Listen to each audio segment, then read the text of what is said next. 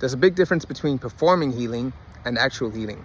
Because what a lot of people do is they just consume a lot of personal growth. They read a lot of self-help books. They meditate to release stress and to be a high performer, to be in a peak performing state.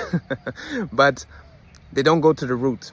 They do it to go to the next moment, to the next moment. Even in meditation, they're already thinking about the next moment and just doing it, using it as a performance tool instead of actually a tool to understand yourself.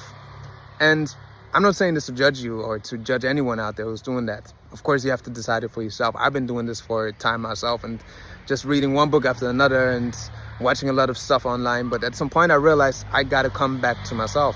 Instead of meditating to get somewhere or to be in an optimal state later on, just be here now and connect to what's actually happening.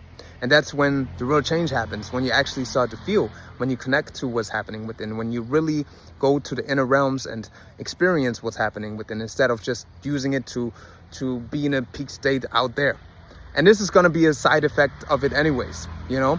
But what's missing in this performing healing is the actual feeling, the actual connection, the actual clearing out of what's happening at the root. Because you can be a peak performer, you can do all of this stuff, you can have a good job, you can earn a lot of money, but still feel like shit inside, you know.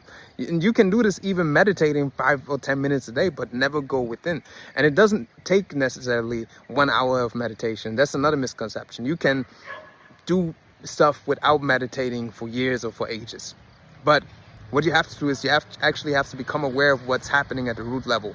And this is what's missing in the performing healing side. So ask yourself, have you been just doing all of this work to be in a peak performing state, to be the top performer at your job, to just impress other people by how good of a person you are or how developed you are?